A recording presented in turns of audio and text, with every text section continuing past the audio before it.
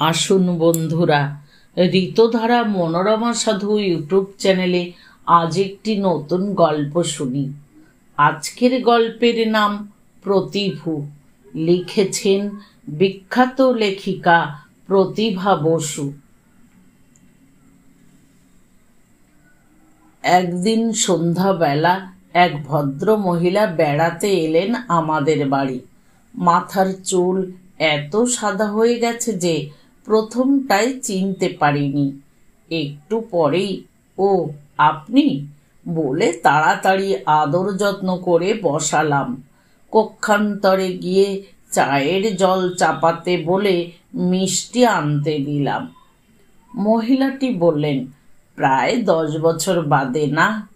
আমি বললাম, তা তো হবেই, তোমার চেহারা তো ঠিক আগের মতোই আছে। হেসে বললাম, আপনার চুল ছাড়া আপনিও প্রায় তেমনি আছেন। ঠিক তেমনি? পাড় ছাড়া কাপড়ে অবশ্যই প্রথম দেখছি। বড় ছেলের বিয়ে দিয়েই এটা ধরলাম। তারপরে বুলির বিয়ে হলো, রঞ্জনের বিয়ে হলো। সবাই কলকাতায় আছে তো? কেউ না। আমি নিতান্তই নিঃসঙ্গ। দীর্ঘশ্বাস ছাড়লেন। ছোট্ট একটা বাড়ি করেছি নিউ আলিপুরে, একা থাকি। ওরা কে কোথায় আছেন? বড়টি পুনায়, ছোটটি জলপাইগুড়ি, মেয়ে দিল্লিতে। সবাই দেখছি খুব দূরে দূরে। যান না মাঝে মাঝে? যাই, কিন্তু থাকি না। ঘুরে ঘুরে থাকলে পারেন, তাহলে এত একা একা লাগে না। একটু হাসলেন। যাদের নতুন জীবন, নতুন সংসার, পুরনো মানুষ সব সময়েই সেখানে অবান্তর। এক গ্লাস জল দেবে? নিশ্চয়ই। জল এনে দিলাম। খেয়ে গ্লাসটা নামিয়ে রাখতে রাখতে বললেন, তোমার সঙ্গসুধা গল্পটা আমি পড়েছি। বলা মাত্রই আমার ত্রাস হলো জানি। এরপর তিনি কি বলবেন? তোমার তো ওই একটাই বিষয়, প্রেম। আপনার জন্য চা করে নিয়ে আসি? আমি উঠবার চেষ্টা করেছিলাম, তিনি বসিয়ে দিলেন। চা পরে হবে, কিন্তু কথাটা হচ্ছে এই যে গল্পটায় তুমি যা লিখেছ তা কি সত্যি বিশ্বাস করো? আমি আমতা আমতা করছিলাম। আমার লেখা নিয়ে চিরকাল আমি এর কাছে তিরস্কৃত। অনেকবার অনেক গল্প বা উপন্যাস পড়ে উত্তেজিত হয়ে তিনি ছুটে এসেছেন। মুখ লাল করে বলেছেন, হাজার হোক, তুমি তো একজন মেয়ে, তোমার হাত দিয়ে কি করে এই সব অসঙ্গত অন্যায় ভালোবাসার গল্প বেরিয়ে আসে? ছি, এ রীতিমতো সমাজ বিরোধী কাজ। কত মেয়ের এতে চরিত্র নষ্ট হতে পারে তা তুমি জানো? আমার মুখটা তখন বোকা বোকা হয়ে গেছে। ভুরু কুঁচকে বলেছেন, মনে হয় তোমার জীবন খুব মসৃণ নয়। সত্য করে বলো দেখি, কত পুরুষের সঙ্গে প্রেম করেছ? মিনমিন করে বলেছি, গল্প তো গল্পই, তার সঙ্গে কি নিজের জীবনের মিল থাকে কোনো? থাকে, নিশ্চয়ই থাকে। অন্তত তোমার গল্প পড়লে নিশ্চিত বোঝা যায় সেটা। নইলে অত খুঁটিনাটি জানো কি করে? নায়ক নায়িকার সংলাপ পড়তে পড়তে তো মনে হয় কাগজের পাতা থেকে বুঝি এক্ষুনি উঠে আসবে। এ বয়সে আমাদেরই বুক কাঁপে। সাহস ভরে হাসি হাসি মুখ করে বলেছি, তাহলে বলুন, ভালো লাগে আপনার? নইলে বুক কাঁপবে কেন? ওই জন্যেই তো বলছি, নিজের অভিজ্ঞতা না থাকলে কেউ ওরকম লিখতে পারে? ঠাট্টা নয়, আমার ধারণা উনি সত্যি আমাকে কখনো বোধহয় খুব সচ্চরিত্র বলে ভাবতেন না। তবু আমি ভালোবাসতাম এই মহিলাটিকে। এক সময় আমরা প্রতিবেশী ছিলাম। বয়সে অনেকটা বড় হওয়া সত্ত্বেও অদ্ভুত একটা বন্ধুতার সূত্রে আবদ্ধ হয়েছিলাম। অল্প বয়সের বিধবা কিছুটা যে পিউরিটান হবেনি এ তো ধরাধার্য, কিন্তু তার বাইরে সঙ্গটা অতি লোভনীয় ছিল। অনেক বই পড়তেন, রসিকতা করতেন, নিজের দুঃখ বেদনা নিয়ে কখনো অন্যকে এতটুকু বিব্রত করতেন না। থাকতেন ভাইদের সংসারে, একমাত্র মোছা মোছা পাড়ের শাড়ি পরা ছাড়া আর অন্য সব বিষয়েই বৈধব্যে নিষ্ঠাবতী ছিলেন। দেখতে সাধারণ হলেও শ্যামলা রঙের উপর সুন্দর একটা সহজাত লালিত্য ছিল। পাড়া বদলে আসার পরও আসতেন তিনি, এবং যখনই আসতেন তখনই বুঝতাম কপালে আছে কিছু। কেননা লক্ষ্য করে দেখেছি, যতবারই এসেছেন কোনো লেখা পড়ে উত্তেজিত হয়েই এসেছেন, এসেই তীরন্দাজ হয়ে শেলবিদ্ধ করেছেন। আমি রাগ করিনি, ওর পছন্দ মতো বেশি দুধ চিনি দিয়ে চা করে উত্তেজনা প্রশমিত করেছি। তারপর লেখার প্রসঙ্গ চুকে গেলেই অন্য মানুষ, সেদিনও চা মিষ্টি দিয়ে মুখ মিষ্টি করতে তাড়াতাড়ি ব্যস্ত হয়ে পড়েছিলাম। 10 বছর বাদে হলেও ভয় পেলুম। প্রবল ঢেউটা সামলাবার জন্য অপেক্ষা করছিলাম। বললেন, বিলিতি স্ত্রী পুরুষ নিয়ে তোমার আরও অনেক গল্প আমি পড়েছি, কিন্তু এদের একেবারে চরমে নিয়ে পৌঁছে দিলে। শেষে একজন 60 বছরের মহিলা একজন 65 বছরের বৃদ্ধকে বিবাহ করল। কান চুলকিয়ে বললুম, মানে? ওই আর কি, এই বয়সে বিবাহের মানে তো একজন সঙ্গী, এই তো। ঠিক তাই। আমার মুখের দিকে অনেকক্ষণ চুপ করে তাকিয়ে থেকে বললেন, তোমরা কতদিন বিদেশে ছিলে? বললুম, তা মন্দ কি, বছর 3-4 তো হবেই। অনেক সাহেব মেমদের সঙ্গেই নিশ্চয় বন্ধুতা হয়েছে। তা তো হয়েইছে। এরকম দেখেছ বুঝি? দেখেছি। তাহলে আমার বয়সী মহিলাও সেখানে বিয়ে করে? আপনার বয়সী একজন বন্ধুকে নিয়েই আমার ওই গল্প, বলেই ভয়ে ভয়ে তাকালাম। ভদ্র মহিলা হাসলেন। এখন আর কি করে বলি, এটাও তোমার জীবনের গল্প। তোমার তো সে বয়সে আসতে ঢের দেরি। এই সময়ে আমার গৃহসেবিকা চায়ের সরঞ্জাম নিয়ে ঘরে ঢুকলো। আমি নিচু হয়ে চা ঢালতে লাগলাম। তিনি বললেন, দেখো, আমি কিন্তু তোমার একজন ভক্ত পাঠিকা। হাত থেকে চা প্রায় ছলকে পড়েছিল। তোমায় আমার একটা গল্প বলতে ইচ্ছে করছে। বলুন না।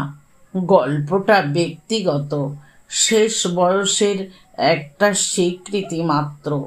বিরক্ত লাগলে বলো, থামিয়ে দেব। আমি উৎসুক হলাম। এক চুমুক চা খেলেন, থেমে থেমে বললেন, জানো তো সারাটা জীবন কিভাবে কাটালাম? স্বামী যখন মারা যান আমার বয়স মাত্র 23। তার মধ্যেই 3 সন্তানের জননী। ম্যাট্রিক পাশ করে বিয়ে হয়েছিল, তারপর তো সব শিখেই উঠেছে। স্বামী টাকা কড়ি কিছুই রেখে যেতে পারেননি।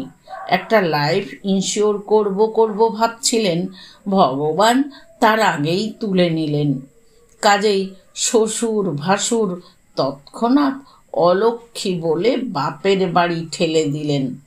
আমিও বাপহীন বাপের বাড়িতে গিয়ে 2 দাদার গলগ্রহ হয়ে বসলাম।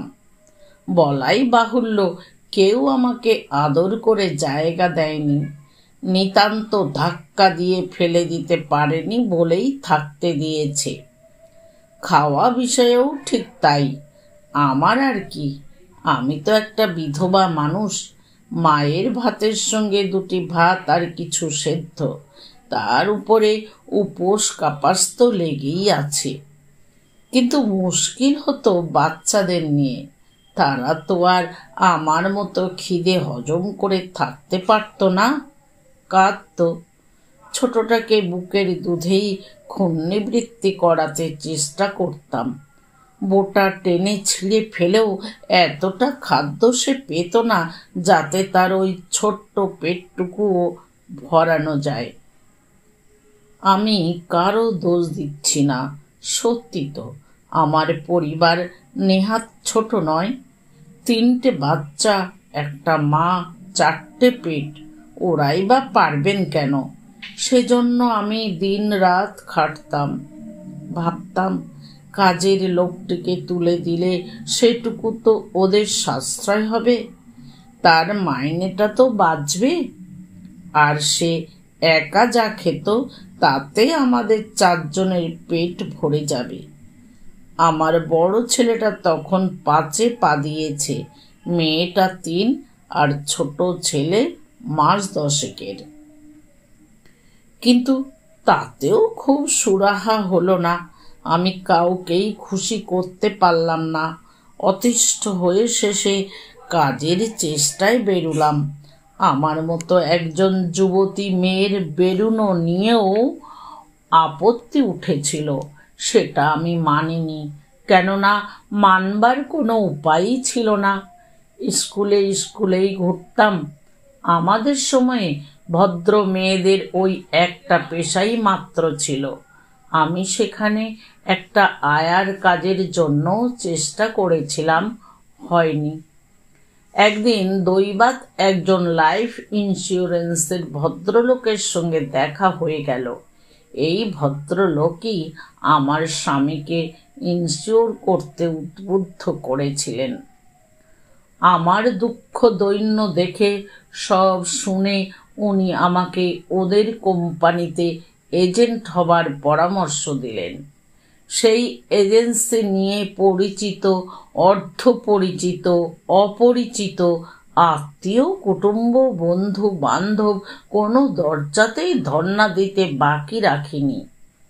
সে যে কি কষ্ট, কি অপমান, আমি কেমন করে বোঝাবো? শেষে আমাকে দেখলে লোক আঁতকে উঠেছে। আমার গলায় দড়ি দিয়ে মরতে ইচ্ছে করত, কিন্তু ওই 3টি পেটের শত্রুই তো ছিল আমার আসল দড়ি। আমি আর পালাবো কোথায়? এই করেই 2-4 বছরে আয় হতে লাগলো কিছু। অন্তত আমাদের খোরাকিটা আমি ভালোভাবেই আমার বৌদিদের হাতে তুলে দিতে পারতাম। কিন্তু তাতেও তারা সন্তুষ্ট ছিলেন না। বলতেন, যা তো গেছে, পেটও ভরে না, এমন কাজ করে লাভটা কি? দুঃখের সঙ্গী এক বৃদ্ধা মা, কিন্তু তার আর কতটুকু ক্ষমতা? তিনিও তো পরাধীন। এই পাথারে ভাসতে ভাসতেই হঠাৎ একজন মানুষকে আমি একদিন ভালোবেসে ফেললাম। আপনি ভালোবেসেছিলেন? আমি প্রায় চমকে উঠলাম এ কথা শুনে। প্রায় 60 বছর বয়সের মহিলাটি তার চেয়ে অনেক কনিষ্ঠ আমার দিকে অপরাধী দৃষ্টিতে তাকিয়ে বললেন, খুব কি অন্যায়, খুব কি অসম্ভব! তুমি তো এই আমাদের মতো দুঃখিনীদের জীবনকেই আলোতে নিয়ে যাও। ভালোবাসার সততা নিয়েই তো তোমার কারবার। বলো, সে কি ভয়ানক একটা অবাস্তব ঘটনা আমার পক্ষে! জগৎ সংসার থেকে আমি কতটুকু পেয়েছি। বিয়ে হয়েছিল 16 বছর বয়সে। তারপরের 7 বছরে এক দমকে 3 সন্তানের জন্ম দিতে গিয়ে কোনো সুখের অমরাবতীতে আমি বাস করছিলাম। তাই তো মানুষটির সঙ্গে আমার খুব অদ্ভুতভাবে চেনা হয়েছিল। বোঝই তো যে কাজ আমি নিয়েছি তাতে কেমন তাকে থাকতে হয়। সারাদিন কেবল কাকে ধরি আর কাকে ধরি এই চিন্তা। আসন না পেয়ে একদিন ট্রামে এই ছেলেটি লেডিস সিটে আমার পাশে বসেছিল। চেহারাটি বেশ শিক্ষিত শিক্ষিত, চোখে মুখে বুদ্ধির ছাপ। একটু তাকিয়ে কেমন মনে হলো এর সঙ্গে একটা ছুতো ধরে পরিচয় করলে হয়। বয়স অল্প আছে, ধরা পড়া করলে একটা ইনশিওর করলেও করতে পারে, কিন্তু কিভাবে আলাপটা শুরু করা যায় ভেবে পাই না। হঠাৎ গুরুগম্ভীর আওয়াজে সে নিজেই বলল, আমার জন্য আপনার বসতে অসুবিধে হচ্ছে না তো? আমি বিগলিত হয়ে বললাম, কি আশ্চর্য, অসুবিধে কেন হবে? সে বলল, অন্যমনস্কভাবে আপনার অনুমতি না নিয়েই বসে পড়েছিলুম। বলতে যাচ্ছিলুম, তাতে কি হয়েছে? তার আগেই সে আমার দিকে ফিরে তাকালো। আমিও তাকালুম। সঙ্গে সঙ্গে বুকটা কেঁপে উঠল, আর মনে হলো আমার একটা সর্বনাশ হয়ে গেল। সর্বনাশ কেন? সর্বনাশ নয়, আমি বিধবা না, আমার 3টে বাচ্চা আছে না, পাপ পুণ্য বলে একটা কথা আছে না? পাপ পুণ্য নিশ্চয়ই, আর তো কোনো দিন এরকম হয়নি। কত তো ঘুরে ঘুরে কাজ করি, তাড়াতাড়ি রাস্তা দেখতে লাগলাম। বুকটা তখনও ধক ধক করছিল।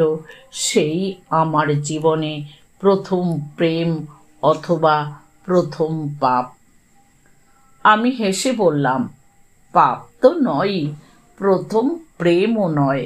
তার আগে নিশ্চয়ই স্বামীর সঙ্গে প্রেম ছিল।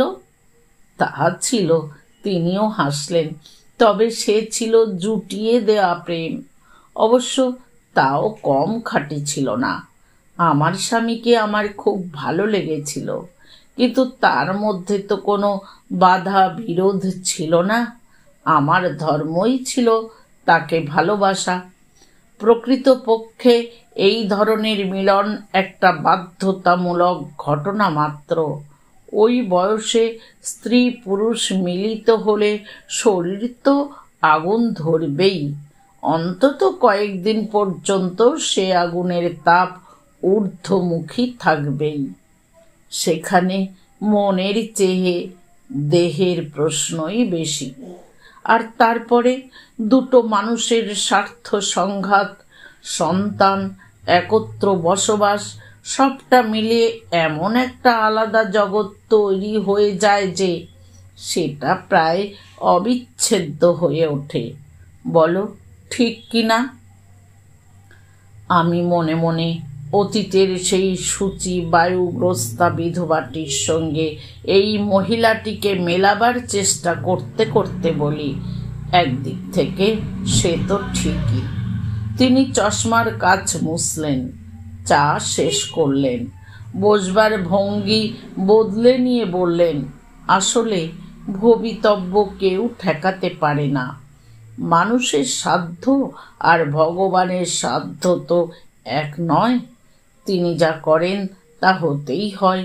সেদিন ওর সঙ্গে আমার যোগাযোগ হবারই দিন ছিল, নইলে আমি যেখানে নামলাম সেও কেন সেখানে নামলো? আমি বললাম, ওটা বোধহয় উনি ইচ্ছে করেই নামলেন। না, মোটেও না। মহিলা মাথা ঝাঁকালেন। সে আমার আগেই নেমেছিল, ফিরেও তাকায়নি। কিন্তু খুব আশ্চর্য যে সে যে গলিতে ঢুকলো, আমারও সেই গলিতেই কাজ ছিল। একটু দূরে গিয়ে একটা একতলা বাড়ির সামনে দাঁড়িয়ে এই প্রথম সে আমাকে লক্ষ্য করল। আমার রকম সকম দেখে জিজ্ঞেস করল, কোনো বাড়ি খুঁজছেন নাকি? অপ্রস্তুতভাবে বললাম, হ্যাঁ। এখানকার নম্বর বড় গোলমেলে, কার বাড়ি বলুন তো? 14-র এক মহিমারঞ্জন সেন। ও, মহিমবাবু? কিন্তু ওরা তো কেউ নেই এখানে। ওর মৃত্যুর পরে ওর পরিবার তার পিত্রালয়ে চলে গেছেন। মহিমবাবু মারা গেছেন? আমি একেবারে দিন কয়েক আগে এই নাম ঠিকানা আমার এক আত্মীয়া আমাকে দিয়েছিলেন। বলেছিলেন মস্ত চাকরি করেন।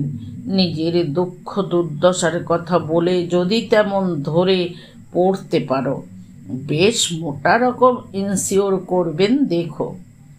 ছোট ছেলেটার অসুখ ছিল, আসতে পারিনি। এর মধ্যেই মরে গেল লোকটা। আমি একেবারে শোকের পাথারে ভেসে গেলাম। ছেলেটি বলল, আপনার আত্মীয় ছিলেন? বললাম, না, বন্ধু। তখন বললাম, দেখুন, ইন্স্যুরেন্সের এজেন্সি করি, উনি করবেন এরকম একটা খবর পেয়ে এসেছিলাম। এই মৃত্যু আমি কল্পনাও করতে পারিনি। হার্ট স্ট্রোকে মারা গেছেন। ছেলেটি বেশ ভারিক্কি। কোন কোম্পানিতে আছেন আপনি? জেনারেল। ও, জেনারেল? আমার এক আত্মীয় আছেন সেখানে, আমার কাছে এসেছিলেন একদিন। আপনি করবেন? আমি আশান্বিত চোখে তাকালাম মুখের দিকে। আবার সেই অন্তর্ভেদী দৃষ্টি। আবার আমি চোখ সরিয়ে নিলাম। আবার বুকটা কাঁপল। ছেলেটি তার স্বভাব সুলভ গম্ভীর ভঙ্গিতে জোর দিয়ে বলল, করব। আমি ঢোক গিয়ে ফেললাম, তাহলে কি আমি একদিন আসব? আপনার ঠিকানাটা? এই তো আমার বাড়ি। আপনি ইচ্ছে করলে এখনো আসতে পারেন। দেখলাম তার বাড়ির সামনে দাঁড়িয়েই কথা বলছিলাম আমরা। চট করে একজন অপরিচিত পুরুষের সঙ্গে অপরিচিত ঘরে ঢুকতে প্রথমে আমার দ্বিধা হয়েছিল। অল্প বয়সের বিধবা, কত পুরুষের কত জঘন্য লোভের হাত থেকে রক্ষা পেতে পেতে এই বয়সে এসে পৌঁছেছি। কাজেই ভয়টা অমূলক ছিল না। সে কড়া নাড়ল না, তালা খুলল, সহজভাবে বলল, আসুন। আমি সম্মোহিতভাবে তাকে অনুসরণ করলাম। পরিষ্কার পরিচ্ছন্ন একটি ঘর। ঘরটি বড়। এক কোণে বসবার ব্যবস্থা, অন্য কোণে একটি খাটে ঢাকা বিছানা, মাথার কাছে লেখাপড়ার টেবিল। বসুন বলে ভিতরে চলে গেল। ফিরে এলো তক্ষুনি, বলল, চা খান একটু? আমি সন্ত্রস্ত হয়ে বললাম, না না। সে বলল, ব্যস্ত হবেন না, চাটা আমিই খাবো, আপনি সঙ্গ দিলেই খুশি হব। এই পর্যন্ত। সিগারেট খেতে পারি? নিশ্চয়ই। এখন বলুন আপনার নিয়ম কানুন। আমি কিন্তু খুব বেশি করতে পারবো না। কত? খুশিতে আমি থরথর করছিলাম। ধরুন 1000 15 পর্যন্তও হতে পারে। আমি চুনোপুটি। সারাদিন ঘুরে ঘুরে সাধ্য সাধনা করে একটা লোককে 5000-এ বাগাতেই নাকের জলে চোখের জলে এক হয়ে ঘরে ফিরি। আর লোকটা এক ডাকে 15 হতে পারে বলে দিল। থতমত খেয়ে গিয়েছিলাম। তারপরেই সামলে নিয়ে নিস্পৃহ মুখে দালালির মুখস্থ বিদ্যেটা ঝেড়ে দিলাম। চুপ করে শুনে নিয়ে বলল, কবে আসবেন বলুন, আমি প্রস্তুত থাকব। আমি ভাবলাম শুভস্য শীঘ্রম। বিচলিত গলায় বললাম, কাল আসবো। কখন? যখন বাড়ি থাকবেন। তবে এই সময়েই আসুন। গেলাম। শুধু সেদিনই নয়, সমস্ত কাজটা নিষ্পত্তি করতে বেশ কয়েকদিনই আসা যাওয়া করতে হলো। আর সেই আসা যাওয়াই কাল হলো আমার। কখন যেন বুঝে ফেললাম আর উপায় নেই দেখা না করে। আমি বিধবা, বয়স্ক, 3 ছেলেমেয়ের মা। সবই বলেছিলাম তাকে। তাতে তার কিছুই 19-20 হয়নি। আর সত্যি বলতে আমি তো দেখতেও ভালো না, এ কথাও বলেছিলাম। শুনে তাকিয়ে থেকে নিঃশব্দে অনেকক্ষণ হাসল। তারপর আস্তে আস্তে বলল, তাই নাকি? আমি বললাম, ঠাট্টার কথা নয়। সে বলল, আমি কি ঠাট্টা করেছি? আমি শুধু বলছিলাম যে আমার যা পাবার তা আমি পেয়েছি, এখন তোমার বিবেচনা।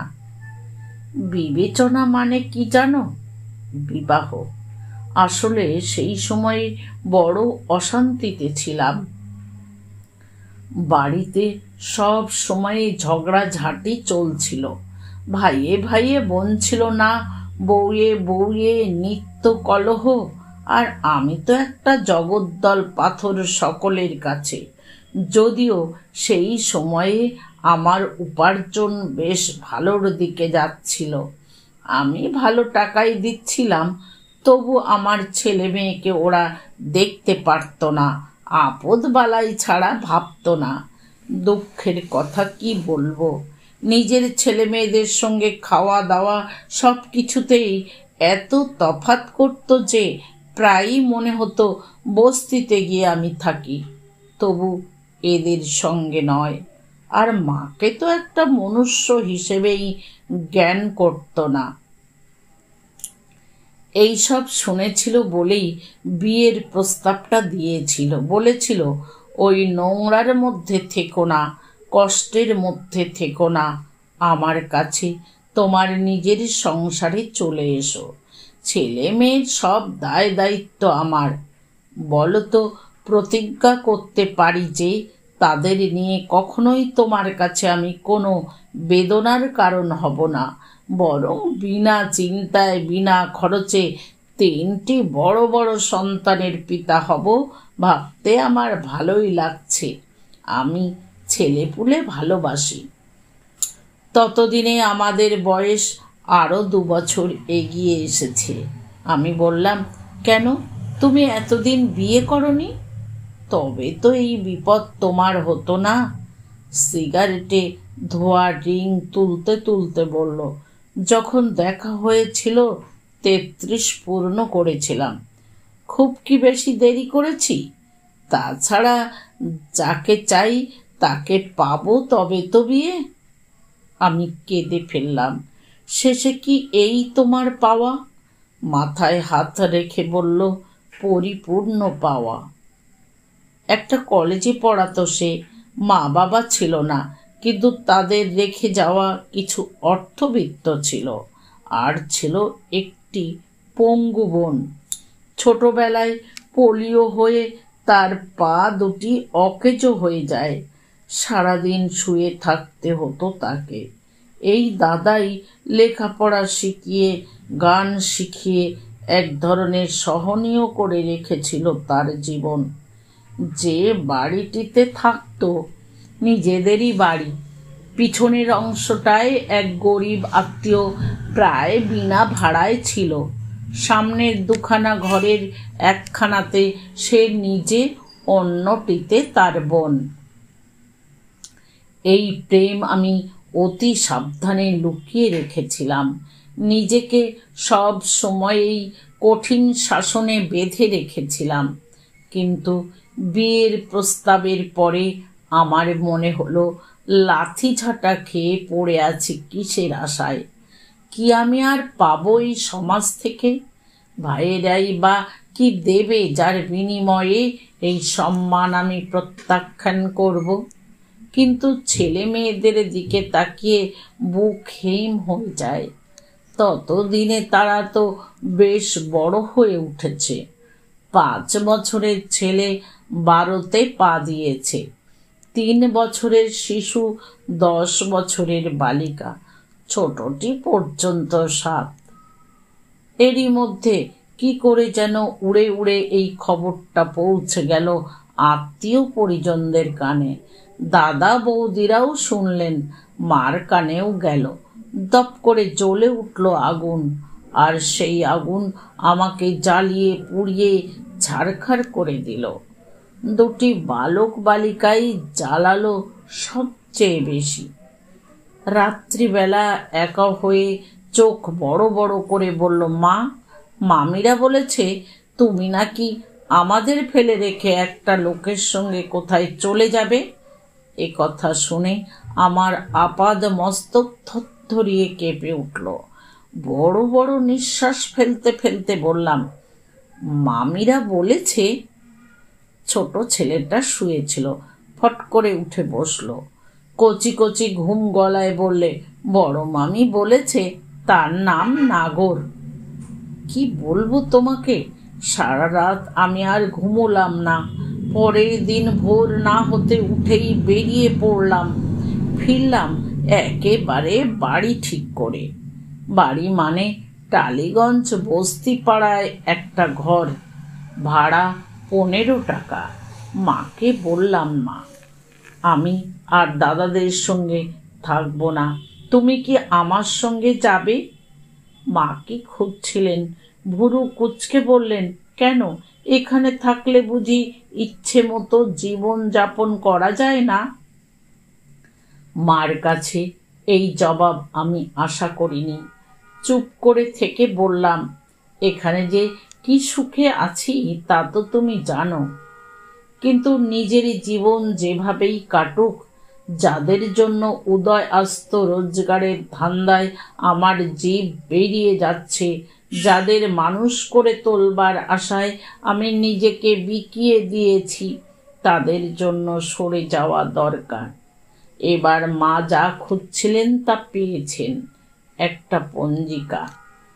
বৃদ্ধ চোখে মনোযোগ সহকারে সেই পঞ্জিকার পৃষ্ঠায় একাদশীর তারিখটা দেখতে দেখতে নিষ্ঠুর হয়ে বললেন, তাদের জন্যে ঘোরো না কিসের জন্য ঘোরো কে জানে।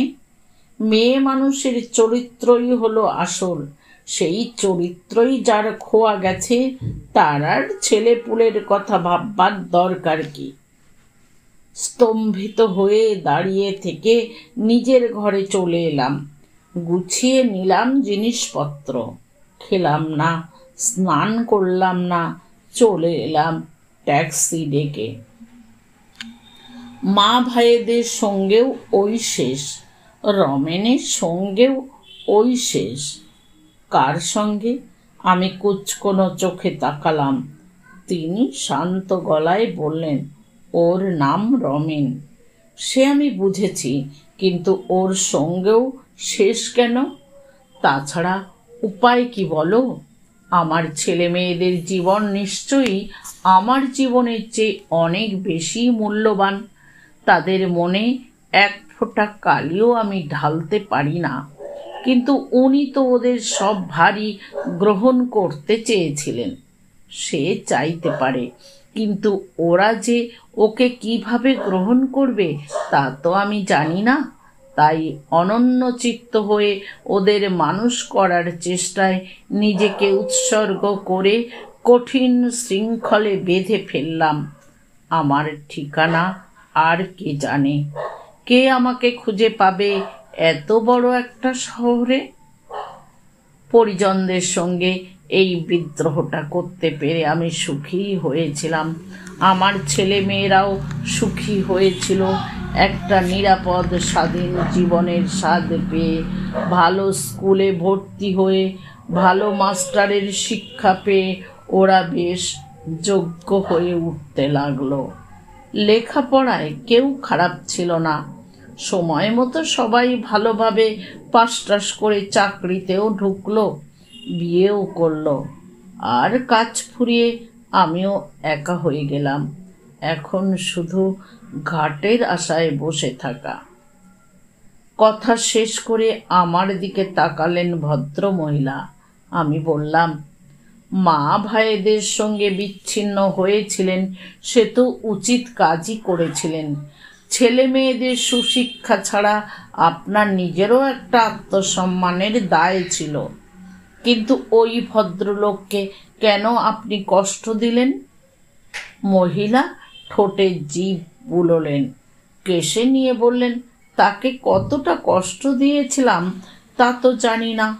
নিজের হৃৎপিণ্ড উপড়ে ফেলতে আমার যে খুব লেগেছিল তাতে কোনো সন্দেহ নেই।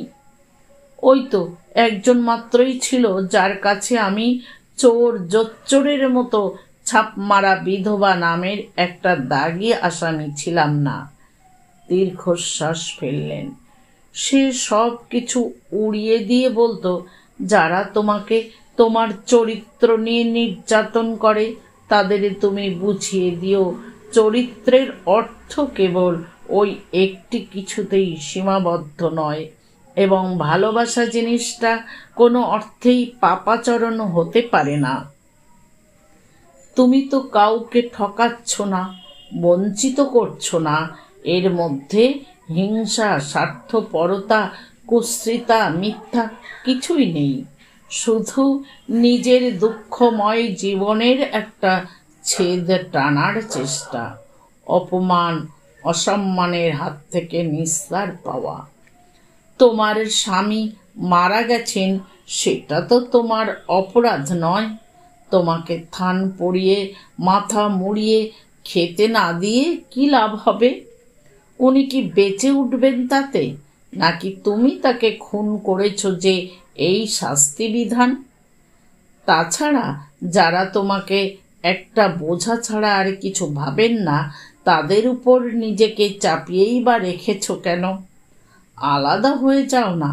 বাচ্চাদের শিক্ষার দায়িত্বও তো একটা আছে তোমার। তারা কি শিক্ষা পাচ্ছে সেখানে? কি অন্ধকারে বড় হচ্ছে ভেবেছ কখনো? একটা যুক্তি বুদ্ধির দাস হও, নিজেকে মানুষ বলে ভাবতে শেখো। মেয়েদের জলের তলায় ঠেসে ধরাই যে সমাজের একমাত্র কর্তব্য, তার সঙ্গে লড়াই করতে শেখো। আমি তো আছি, ভয় কি তোমার? তবু ভয়। জন্মেছিলাম একটা গোঁড়া পরিবারে, আমার মেরুদণ্ড ছিল না। এত কথা শুনেও আমি অবিশ্রান্ত। আমার অপরাধ বোধে এমন সচেতন হয়ে থাকতাম যে শেষ পর্যন্ত কেমন সূচিবায়ুগ্রস্ত হয়ে উঠলাম। আজ আমি সত্য বলছি, তোমার লেখা পড়ে আমার ভিতরকার আসল সত্তাটা এমনভাবে জাগ্রত হয়ে উঠতে চাইতো যে আমার ক্রোধের সীমা থাকতো না। রমেনের সঙ্গে অনেক সময়েই আমার যে ধরনের কথাবার্তা হতো, সেই সব কথা যেন তুমি ব্লটিং পেপারের মতো শুষে নিয়ে তুলে ধরতে। আমি থাকতে পারতাম না। তোমাকে ভালোবাসি বলেই ছুটে এসে ওরকমভাবে বকে যেতাম। কিন্তু এটাও খুব সত্য কথা যে সেই লেখা পড়ার জন্য আবার আমি উন্মুখ আগ্রহে অপেক্ষা করতাম। কিন্তু যাদের জন্য নিজের জীবনের সব কিছু অপচয় করে চুল পাকালাম, আজ সেই সন্তানরা আমার কোথায়? আমার কথা তারা কতটুকু ভাবে? প্রয়োজন ফুরানো মাত্র জীর্ণ বস্ত্রের মতো মাকে ত্যাগ করে কেমন যার যার সংসার নিয়ে সে উধাও।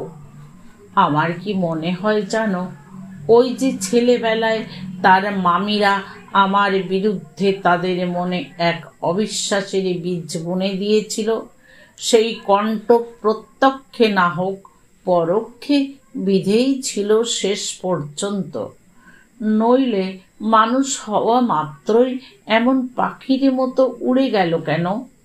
তারা তো দেখেছে কিভাবে আমি তাদের খাইয়েছি, পরিয়েছি, সুখে রাখার চেষ্টায় আপ্রাণ হয়েছি। কিছু তো পিছুটান থাকা স্বাভাবিক ছিল, নাকি এই জগৎ সংসারের নিয়ম? এভাবেই চলতে থাকে চাকা। হয়তো তাই, কিন্তু আমি তাদের মুখের দিকে তাকিয়ে তাকিয়ে আমার জন্য অনেক বিশ্রাম খুঁজেছিলাম, পাইনি। সারা জীবন কাজ করেছি, খেটে খুঁটে অনেক উঁচুতেই উঠেছিলাম শেষ পর্যন্ত। তা বলে আমি তো কিছু ভোগ করিনি। সেই তো একবেলা কোনো রকমের সেদ্ধ পোড়া দিয়ে দুটি আতপ চালের তণ্ডুল ভক্ষণ, আর 12 মাসে 13 পার্বণের 33 রকমের উপোস। এই তো জীবন। শেষ বয়সে সব খুয়ে আবার একটা বাড়িও করে বসলাম, সেও তো ওদের কথা ভেবেই। এখন যক্ষ হয়ে নিজেই আগলে বসে আছি। উঠে দাঁড়ালেন। সজল চোখে হেসে বললেন, তোমাকে খুব জ্বালালাম আজে বাজে বকে। জানি দিদিকে তুমি ভালোবাসো, তাই বিরক্ত হবে না। চলি কেমন? আমি সাগ্রহে বললাম, আরেকটু বসুন। আমার ভীষণ জানতে ইচ্ছে করছিল সেই রমেনের সঙ্গে আর কখনো তার দেখা হয়েছিল কিনা। ইতস্তত করে বললামও সে কথা। তিনি যেতে যেতে দাঁড়ালেন, মাথা নেড়ে বললেন, মাস কয়েক আগে একদিন দেখা হয়ে গেল পথে। ৩৩ বছরের যুবক, এখন ৬৩ বছর পূর্ণ করেছে, কিন্তু চোখ মুখ তেমনি সতেজ, তেমনি সুন্দর, স্বভাবও তেমনি বেপরোয়া। তাকেই বলল, লতিকা না? আমিও অবশ্য পলক মাত্রেই চিনতে পেরেছিলাম। বলবার মতো লোক তো সে ছিল না। তারপর তারপর আর কি? গতানুগতিক কুশল প্রশ্নের বিনিময় শুনলাম আমাকে অনেক খুঁজেছিল। আমার ভ্রাতাদের কাছে গিয়ে ঘাড় ধাক্কা টাক্কাও হয়তো খেয়ে থাকবে। তারপর উত্তরবঙ্গে না কোথায় অন্য একটা চাকরি জোগাড় করে চলে যায়। শেষে অনেক ঘাটের জল খেয়ে বৃদ্ধ বয়সে আবার ফিরে এসেছে। কপালে আর বিয়ে করা ঘটেনি। বোনটি মারা গেছে বছর ২ আগে। এখন আমার মতোই সীমাহীন, সঙ্গীহীন অন্ধকার অবসর। তারপর তারপর আমার মাথার চুল নেড়ে দিয়ে হাসলেন। তারপর আমার কথাটি ফুরলো, নোটে গাছটি মুড়লো। সোনামণি, তোমার সঙ্গ সুধা গল্প গল্পেই ঘটে, জীবনে নয়। ৬০ বছরের মহিলা কখনোই আর ৬৫ বছরের মানুষটাকে বিয়ে করে সুখের ঘর বাঁধতে পারে না। সন্তান পরিত্যক্ত হয়ে একা ঘরে শক্ত হয়ে মরে পড়ে থাকলেও না। জানো না, মেয়েরা ঘাস মাটি, পদদলিত হয়ে বেঁচে থাকাই তাদের ধর্ম।